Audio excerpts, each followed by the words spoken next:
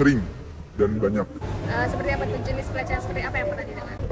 Semua ada verbal, ada eh, sentuhan, sentuhan ringan, ada sentuhan berat, ada yang sampai pemaksaan. Semua itu melapor ke abang gitu. Yang ngelapor sih sejauh ini ada 3 korban pas menjabat ya, tapi nggak semuanya menceritakan secara detail karena mungkin satu, gua kan cowok ya, dan waktu itu bingung mau narik siapa untuk istilahnya dapetin keterangan lebih lanjut, makanya gue langsung turun langsung karena memang orangnya juga langsung hubungin gue nggak mau secara etik gitu masih tahu banyak orang bahwa dia korban gitu. Ngobrol sama gue, dia menceritakan ya mungkin permukaannya aja, kayak detail-detail kayak tempatnya di sini, terus dia ngalamin apa aja meskipun nggak detail. Nah kalau misalkan apa menanganinya itu sebenarnya nggak sendiri, karena kan kalau gua dari BEM itu kenal sama LBH ya. Dari semua kasus itu LBH yang sekarang gua ada itu sampai sekarang itu nanganin satu kasus yang udah ada LP-nya di kepolisian kayak gitu. Selama bang menjabat ya, mendapatkan laporan kekerasan seksual yang dapat bang lihat, apa dampak yang terjadi pada orang tersebut? Kalau dampak yang terjadi sama korban, berarti kan korban itu satu pasti faktor psikologis, psikisnya dia pasti terganggu, untuk apa istilahnya, entahkah bergaul, entahkah jadinya ada trust issue antara dia sama ya mungkin teman-teman cowoknya gitu. Ya dampak lainnya adalah in general secara opini di masyarakat yang tahu bahwa sering kejadian kekerasan seksual di dalam lingkungan kampus, ya kita menyimpulkan bahwa kampus gak seaman itu gitu. Gak aman untuk, khususnya untuk wanita kayak gitu. Aman untuk laki-laki menurut gua, ya laki-laki minim lah korban korban kekerasan seksual atau pelecehan seksual. Tapi secara opini masyarakat, jadinya dampaknya adalah ya kampus jadinya tidak aman secara apa ya istilahnya, opini masyarakat. Tapi kalau misalkan dari korbannya pasti terganggu secara psikis karena dia nggak mau mengalami lagi, dia nggak mau nongkrong lagi, ada yang nggak mau nongkrong lagi, ada yang ke psikiater gitu. Jadi pasti dampaknya secara ini psikis. Biasanya faktor apa aja sih yang memicu terjadinya kekerasan seksual? Kekerasan seksual itu sebenarnya pemicunya pasti nafsu ya, pasti nafsu, rasa rasa nafsu yang tidak terkontrol oleh si pelaku lah, si pelaku gitu. Nah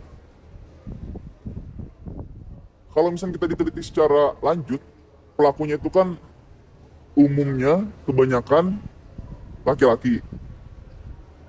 Nah biasanya yang kita dapat gitu pas di BEM ceritanya itu laki-lakinya itu tidak sadar gitu, jadi dalam pengaruh alkohol gitu, nggak sober lah. Nah itu yang jadi apa ya, dari 3 itu 2 ngasih kejelasan bahwa laki-lakinya di bawah pengaruh alkohol, makanya mungkin ya ada apa ya, faktor lain dari dia yang mabuk atau apapun itu, jadinya dia melecehkan lah, bertindak secara asusila lah. Gimana sih bang kalau mau melapor kekerasan seksual kalau untuk game gitu? Proses pelaporan itu kalau di zaman gua itu ada eh, divisi advokasi, visi mendengar, meskipun nggak efektif ya karena gua langsung yang turun gitu. Gua langsung yang menanganin karena orangnya juga langsung hubungin gua, mungkin ke yang lain itu nggak tahu gitu siapa, mungkin divisi apa nggak tahu lah gitu, makanya langsung ngobrol ke gua. Nah gua ngambil kebijakan, ya udah deh gua langsung turun karena jangan sampai banyak orang tahu. Kalau misalkan kita lihat alurnya di kampus, kalau kita bahas di kampus, semua kelembagaan di kampus itu tuh punya kewajiban untuk jadi penyambung lidah masyarakat, penyambung lidah mahasiswa. Nah gue waktu itu jadi BEM karena gue filter dulu nih, gue filter dia layak atau enggak gitu, dia layak atau enggak dia jadi korban atau dia cuma playing victim. Karena di antara tiga itu yang gua lanjutin dua, yang satunya itu dia ngelaporin kejadian yang 6 bulan lalu, dan kejadian yang 6 bulan lalu itu kejadian dia dengan pasangannya.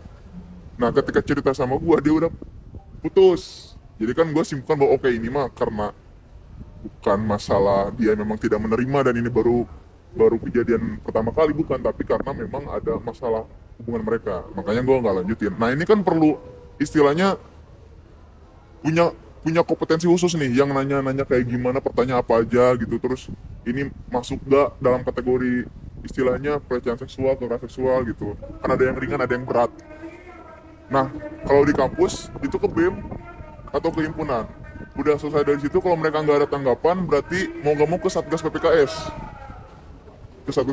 Tapi kalau misalkan ke jalur hukum, sampai saat ini di kampus tidak ada pelayanan yang memang benar-benar bagus jika memang si korbannya ingin melaporkan.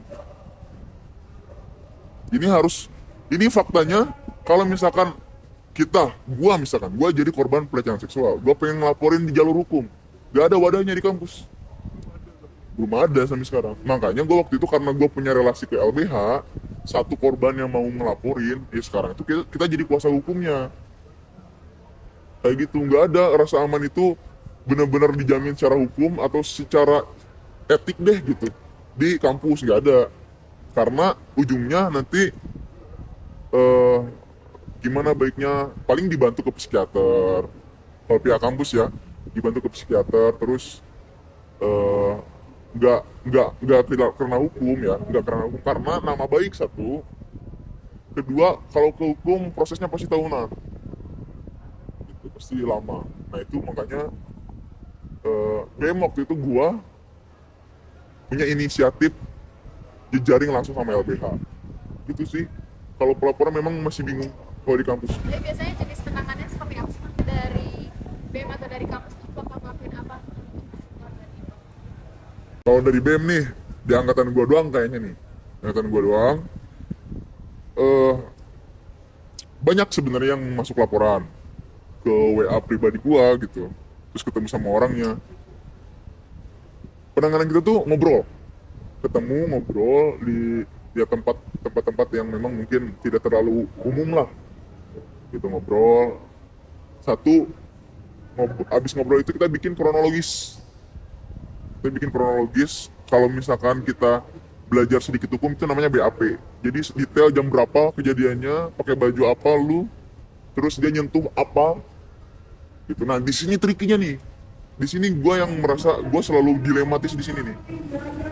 Karena kalau pembuatan kronologis itu kan cuman satu pihak ya, si korban doang, gitu. Nah sedangkan mau gak mau kita kan objektif, ini benar atau karangan, makanya lebih detail. Dia inget gak, kalau karangan kan dia harus mikir dulu kelihatannya, jadi dia cerita oh kayak ditulis kronologisnya kayak gini. Sama kalau misalnya kita pun ke pihak kampus, misalkan ke Satgas PPKS akan membantu kalian, membantu bikin kronologisnya kayak gimana, nge-BAP kayak gimana. Sama, nah waktu itu di BEM ya, karena Satgas PPKS itu waktu itu baru jadi lah, jadi Satgas baru jadi, mungkin SOP-nya belum serapi sekarang, makanya kita waktu itu ngelaksanain sendiri, ketemu ngobrol bikin kronologis kayak gitu. Nah kalau misalnya kita tahu orangnya, misalkan si pelakunya, kan sebenarnya tidak sedikit pelakunya adalah ketua kelembagaan kayak gitu. Nah makanya ya gue pribadi banyak itu ketua kelembagaan. Ini konteksnya gini ya, ini konteksnya bukan hanya FISIP ya. Yang lapor ke BEM FISIP bukan hanya FISIP masalahnya. Ada yang dari MIPA ditemenin ke dekannya sama anggota gua. Ada yang dari FH, gua tahu pelakunya siapa. Ya gitulah pokoknya. Nah makanya kita ngurusnya bukan cuma FISIP waktu itu, karena mungkin saking bingungnya nih korban mau ngelapor kemana. Kayak gitu, karena penanganannya juga masih ribet gitu. Itu sih.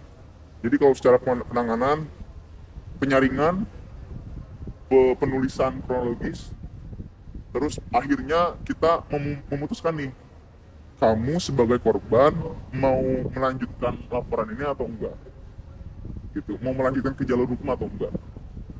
Itu sebenarnya jalurnya. Harapan abang aja sih buat masyarakat kampus nih, harus gimana sih? Harapan gue banyak pasti kalau misalkan harus disebutin. Cuman ya simpelnya gini, masyarakat tuh perlu apa ya, perlu dimana wadah pelaporan. Kalau misalnya ada masalah, kemana sih gua tuh gitu. Satu, tidak semua masyarakat punya nomor dekan, ya kan? Punya gak? Enggak. Emang dia kan mau disebar WA-nya? Nggak mau. Minimalnya ada kelembagaan itu, mereka berguna, mereka menjadi penyambung di mana memang masyarakat, gimana nih caranya gue punya masalah, lembaga coba cari solusinya. Nah lembaga ini sedia gitu, lembaga ini selalu ada gitu loh. Ada masalah apapun, karena kan setiap tahun masalah kan, oke, ada yang template, ada yang baru-baru nih. Nah mereka jadi atau enggak nih, mereka bisa atau enggak nih selesaikan masalah, cari solusinya kayak gimana. Ya harapan gue pastinya berarti kelembagaan yang harus benar. Kalau kelembagaan gak benar, bagaimana nanti masyarakat kalau punya masalah, punya aspirasi gitu, ditampungnya sama siapa, terus nanti dibikinnya kayak gimana. Minimalnya kelembagaan selalu hadir di depan fakultas ke, di depan pelataran ke, untuk orang kalau ada masalah, masyarakat ilmu komunikasi, masyarakat sastra, semuanya ada masalah langsung datang, gua ada masalah nih gimana, gitu loh. Itu sih harapan gua.